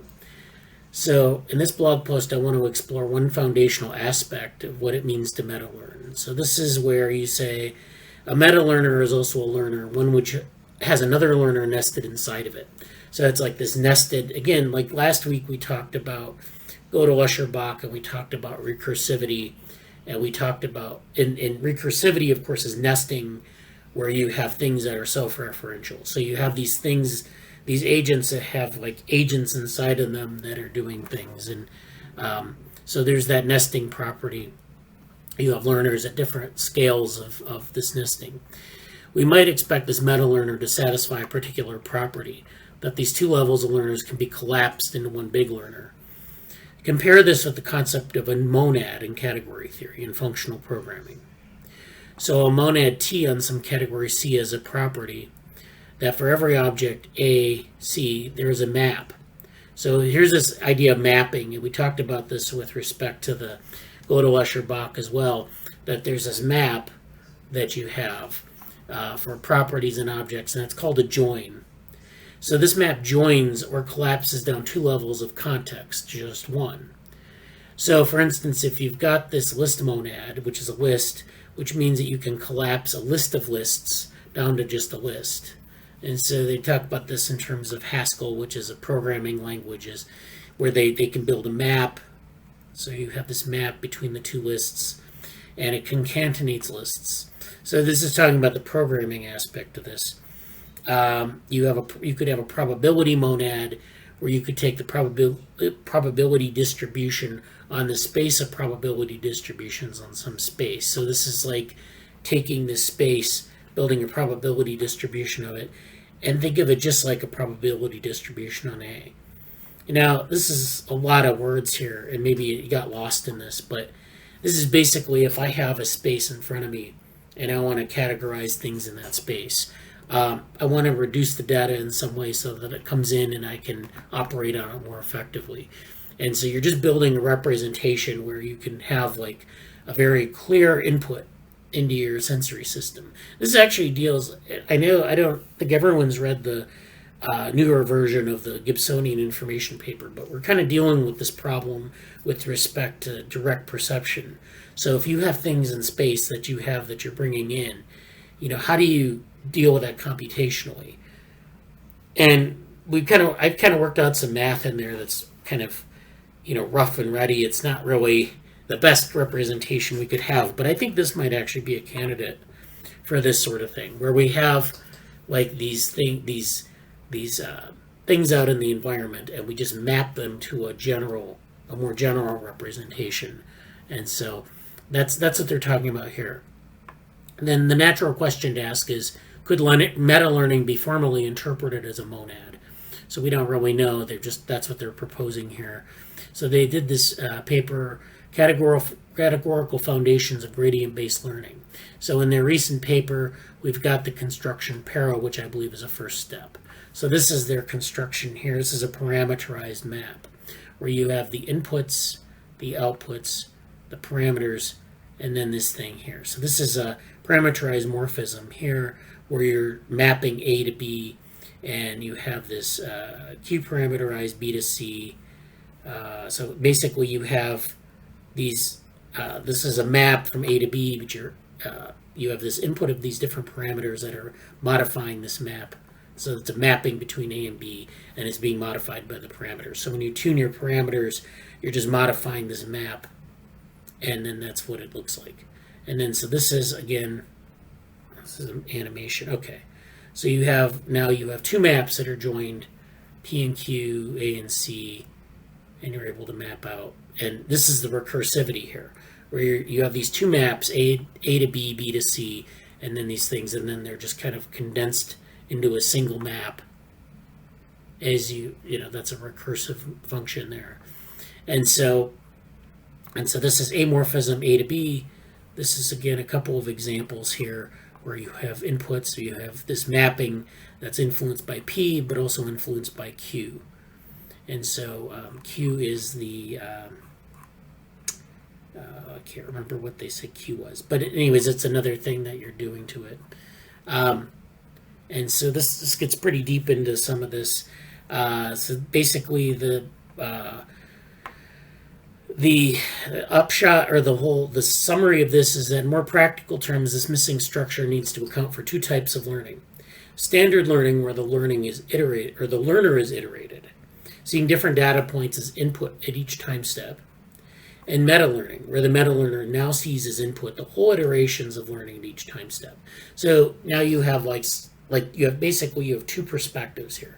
One is of standard learning, where you're just looking for different time points or data points in space or time, and each time you have a certain number of data points. So if you're an agent that's like doing some sort of self-driving task, where you see things in the environment, and of course over time you're moving, so the environment in front of you is changing, and you have to integrate these different pieces of information at each time step. That's one aspect of learning. Then there's the meta-learning, where you see the input of iterations of learning. So you see how you performed on this based on this inputs, and then you kind of learn from that. So, and then that's where the recursivity comes in. you're referring back to your original learning sort of at each time step, and then you have the meta learner that's learning from that. And so that's the idea. And then learning to learn by gradient descent seems to be the closest to what I'm describing here. So in this case, now you go from the learning model to some sort of optimization technique.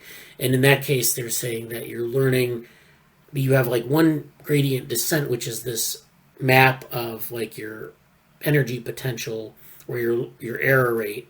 And then you want to minimize that error rate. And so you have that as a landscape or a space. And so first of all, you have, for the learner, you have the space, you have descent to the lowest error rate. And then you learn from that and that path down to the lowest error rate. And you build another gradient descent model to optimize that. So it's like this recursive optimization sort of thing. I think that's what they're trying to get at here. Category theory provides a lot of steel beams, which means that it provides us with that mapping process, and it provides us with the language and some of the mathematical tools to do this. But it's not clear how to use them just yet. So this is a good, I like this post because it really kind of gets deeply into some sort of topic that I think I think has a lot of potential. This construction was originally defined as backprop as functor. So functor is another type of thing in category theory where it more explicitly refers to the mapping. So if you go from one category to another, it's a functional transformation from one to another. That's a functor.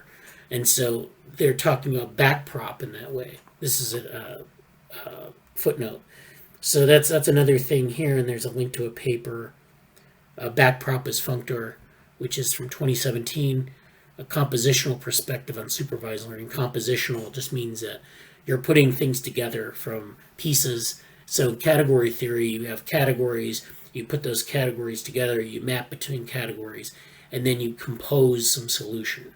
And so composition is actually a lot of what we talk about in terms of people doing like developmental approaches to neural networks is actually compositional. You're acquiring things at different points in time and you're putting them together.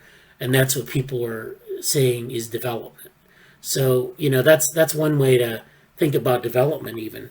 But this is I can put this in, I'll put this in the chat along with the talk for the talk readings today. Another thing I want to talk about is how wavelets allow researchers to transform and understand data. So this is an article on something called wavelets, and this is a mathematical tool that is it's basically signal processing. So it's alternative to Fourier methods. So the idea is you have this data in time or in space, and you want to analyze sort of the frequency of things or sort of their basically their frequency, and then you want to understand it at different scales of analysis. And so people have used one-dimensional wavelets or two-dimensional wavelets to understand, like if you have an image and you want to look at like the frequency of different features in the image. And this is good for like input data where you have like say the Mona Lisa. That image can be broken down into sort of the frequency of different colors or the frequency of different brush strokes. And you get you basically break it down into squares, and each square has a value that you have. And then the wavelet technique will take those values across space, either horizontally or vertically, and it'll break it down into these different squares, and it'll give you this function. And then that function you can actually scale.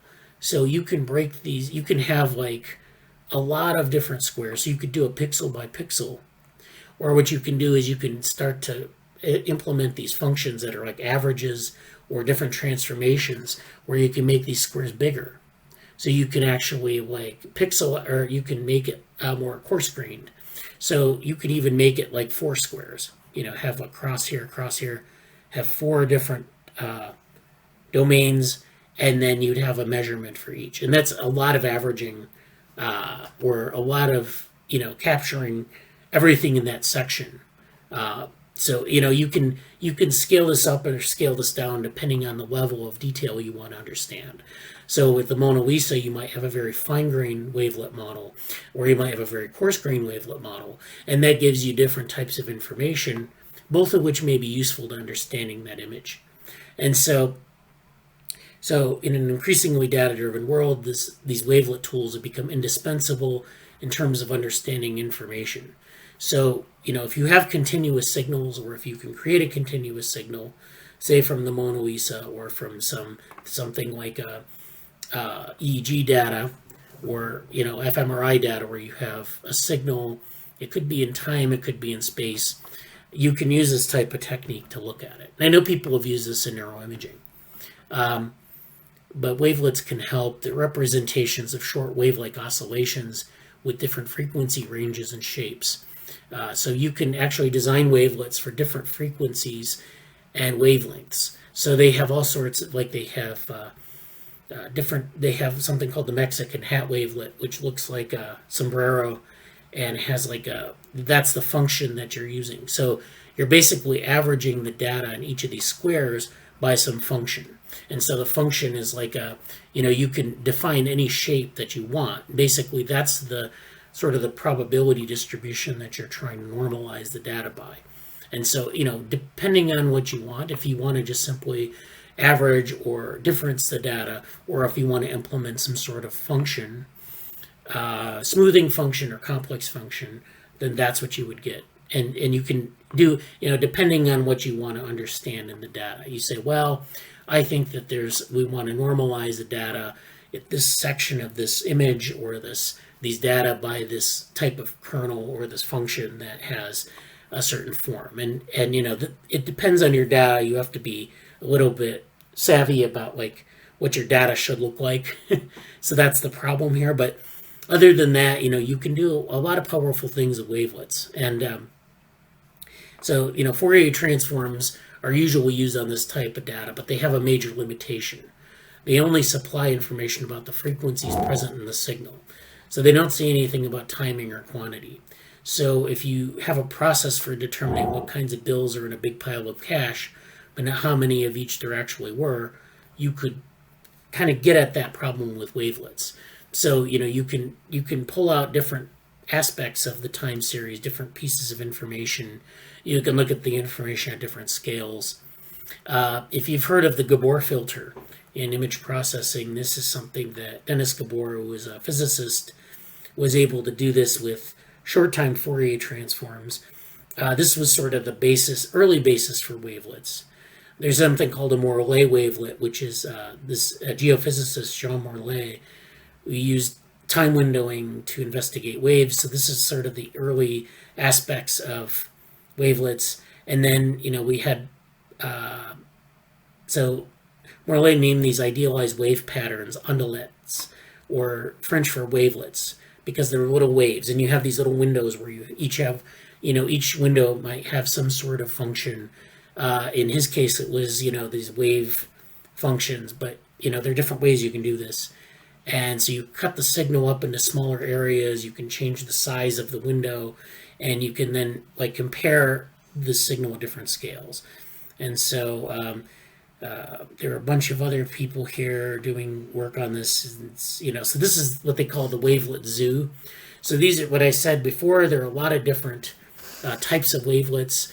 And so you can imagine this function as being something over an interval of a window. Like you might have 100 data points. And that window then will be characterized by these functions. So this is the Daubachi's wavelet. This was Ingrid Daubachi's creation. It's a two-dimensional wavelet. And this is, you want to fit your data to this kind of a function. So this is the idea, is that there's this kind of variation in the data, and you want to kind of normalize it to that to see what the signal looks like.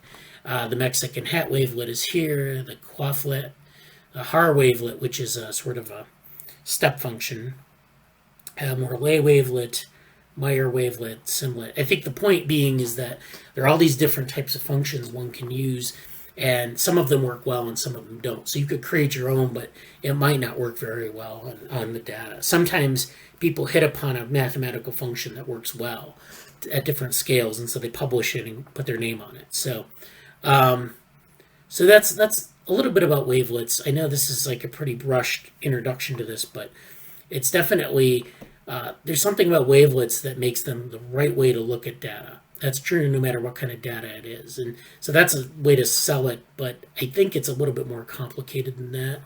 There's a lot more that people can learn about, and applying this to different types of data is really a challenge.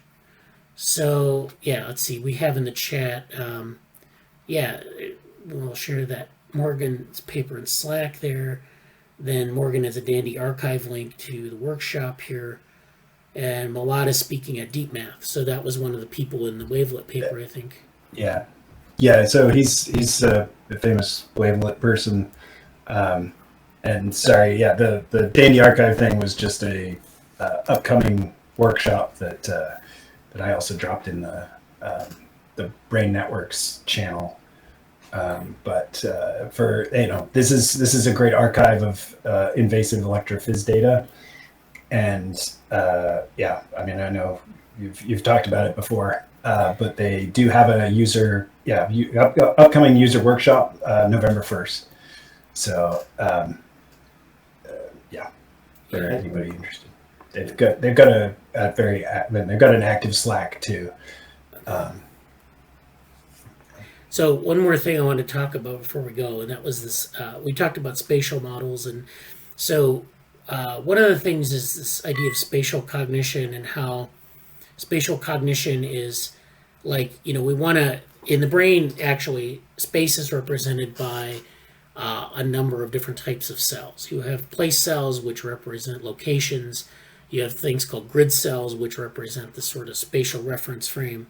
And you have all these other specialized cells. And we have this in the brain for different things like faces and other types of activities. So one of the things about the spatial cognition that makes it interesting is that they're well defined, and they're in the hippocampus of most mammals, and they're analogs in like other types of organisms that aren't mammals. But in mammals, you have these type of cells, these grid cells, these place cells, and this is actually won a Nobel Prize. So there was a Nobel Prize awarded in the. Oh, Bradley, are you sharing your screen? Not yet.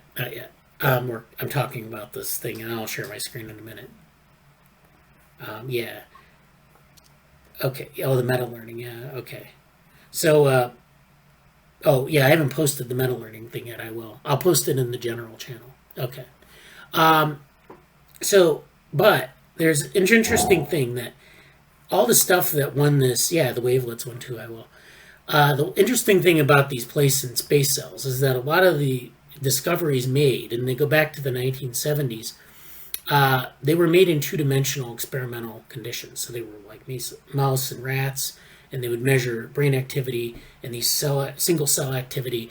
But then they did these two-dimensional experiments in cages.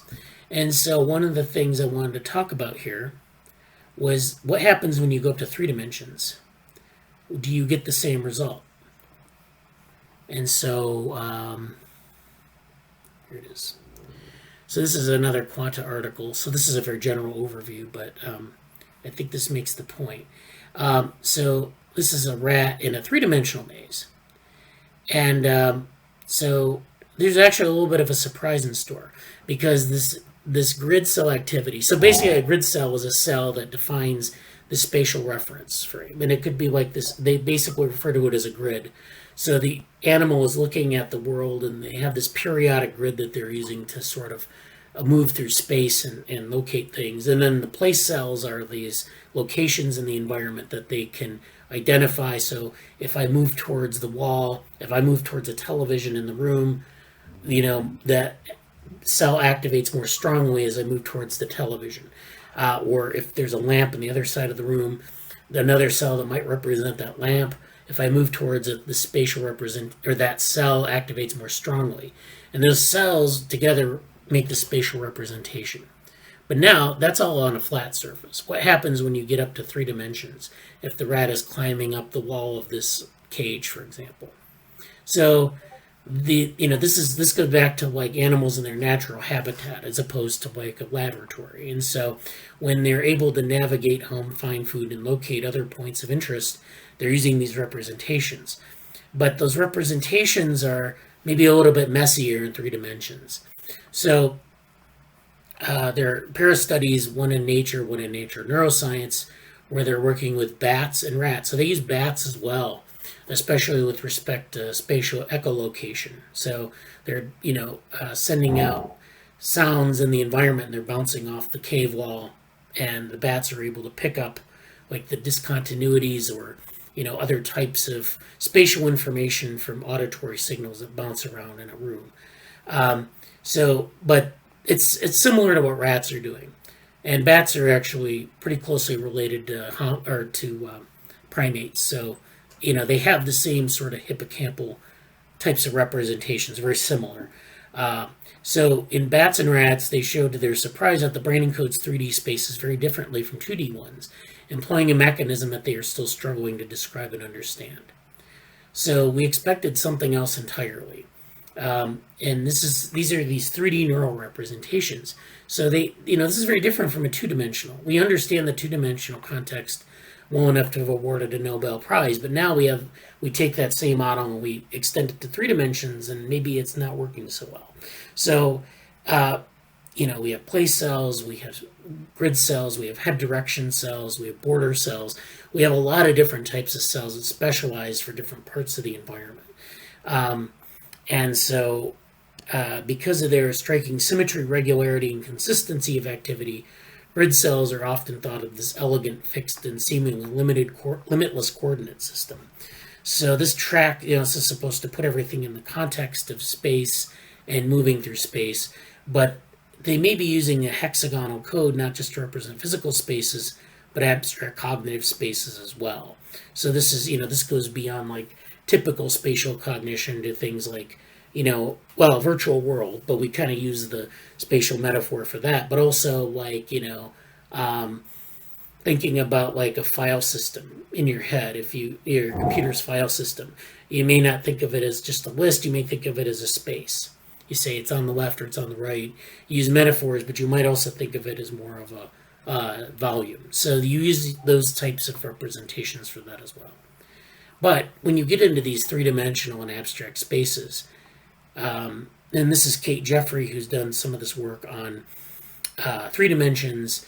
So Kate Jeffrey, she built to get the rats to explore the vertical dimension, she built a vertical playground for them. So these enriched environments that are 3-dimensional, that you go up on, you use ramps and spiral staircases to get up on 2nd floors and 3rd floors and walk up walls and things like that. So the animals are kind of freely moving through these environments, and now you have a nice 3-dimensional space where it's very complicated, not only horizontally but vertically as well. And so if we assume that this 2-dimensional optimal representation extends to the 3rd dimension, we should see grid cells firing in spherical patches, neatly arranged in a hexagonal 3D lattice structure, much like a stack of oranges at the grocery store when they stack oranges in the display. But there are already hints that something more complex is going on, that grid patterns weren't always so perfectly organized and symmetrical, even in just 2 dimensions. But in 3 dimensions, it really kind of breaks down, and you get differences, really big differences in these representations from the 2-dimensional case. So changing the geometry of a room can push and pull at the hexagonal grids. You can introduce distortions, but they don't break down. But the grids also seem to get warped at locations of importance. And so those are deviations from the same framework, but in 3D, these distortions get much more dramatic and they get discontinuous. And so, this is maybe a challenge for this view of representations. Maybe they don't have, that's the thing. Maybe they don't happen in 3D, but we know that like 3-dimensional spaces are extensions of 2-dimensional spaces. So it doesn't really make much sense to say they just simply don't exist in 3D. So the simplest explanation here, which is what we often do in science, is to say, we want to interpret what's going on in 3D as an extension of the 2D case, but, what is the difference? What's going on? So this is another person here who looks at bats. This is a bat here, and he's using this large tunnel. So he's doing something similar with fruit bats, and has sort of a similar finding where, you're not really seeing what you're seeing in 2 dimensions. So in this case, there isn't any regular global structure to the cellular activity whatsoever. So that's like just kind of, it's almost like grid cells don't really explain what's going on here. But that's not really true because the firing wasn't really random. It's just that there was something called local order. So now, they're representing these grids locally instead of across the environment. So this is something that, again, we don't want to throw out this hypothesis. We want to sort of figure out what's the most likely explanation when we extend our data source from like 2 dimensions to 3 dimensions, and we have all these new things at play. And so as it turns out, maybe we need to think about this more in a more complex way. That there may be, again, like with wavelets, you have these nice simple grid patterns, but maybe there are differences in terms of local activity versus global activity. Something you don't really see in 2 dimensions. So So for one thing, results suggest that the brain's intrinsic map of space isn't as precisely metric as some models would have it, at least not in natural environments, where obstacles, landmarks, and other complexities affect the landscape. Rather than plotting out exact geometric relationships between reference points, the mental map may make broader connections, a loose kind of metric to be imposed upon the world. From that, we can build up topological relationships and adjacency relationships and things like that. So, again, these are things that are more abstract. We don't, think of it as there might be some adjacency things going on, some things with higher level topology going on. It's kind of like a map to a city subway system, which gives a sense of connectivity and idea of relative but not entirely precise distances. So as opposed to like a model where it's like a GPS, which I think people have actually in cognitive science have used that metaphor, and maybe erroneously, that our spatial cognition is sort of like a GPS. But the GPS is, of course, something that it's kind of a loose metaphor. So when you use loose metaphors, sometimes you get into trouble because maybe it doesn't actually work like that. So this is a mouse on a flat surface. The grid cell fires when an animal passes through any discrete location that has like this is part of this grid, so kind of where you are, and is sort of a coordinate system. But in this case, you can offset these hexagons in different ways. In 3D space, this is the hexagonal lattice, where this is sort of the way to, the sort of most efficient way to think about this. But maybe, this hexagonal packing is sort of disorganized locally, but also organized in other parts of the, other local areas. So this is an example of this, local but not global order. So you have in some places it's packed efficiently, in some places it's not. In this case, there's no order. So this is the null hypothesis, which is no order. So this would be where, grid cells aren't really representing anything in 3-dimensional space. But that's actually not what we see. We see this model here, which is local but not global order. And it's sort of an intermediary between this no order and this hexagonal 3D lattice. So this is what we're finding. And I think it's entirely possible that there's some other, maybe another Nobel Prize down the line for some of this 3D work, but it just gives us this naturalistic perspective on it, and maybe there are more types of cells to discover here. Even it's really not clear, but anyways, I wanted to go through that because we've been talking about these spatial models, and I know the spatial cognition is something I'm interested in. And it's, there's a lot to cover in that area. So it's important to know the basics and to appreciate some of what's going on. Yeah, quanta is some really thought-provoking topics. So I'll post these in the chat, as a recap of the meeting. And I don't know if anyone has any questions about anything. I know Morgan. Oh, you're muted again. I was Okay. just saying goodbye, but Okay. I did drop a link. I'd seen something related that Josh Tannenbaum was on about. I think it's called Sense Lab.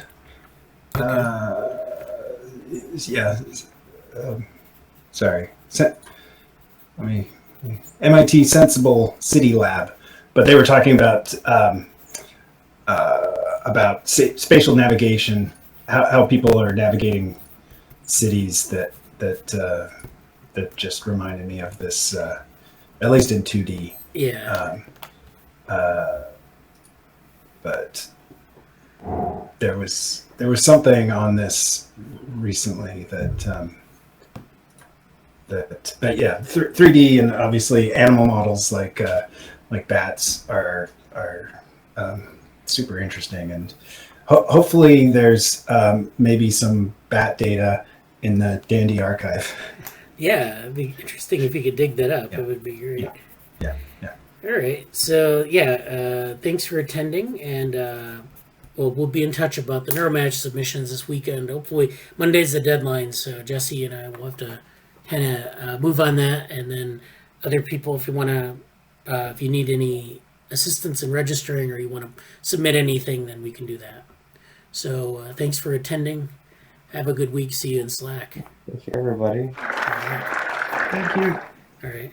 Bye. Bye.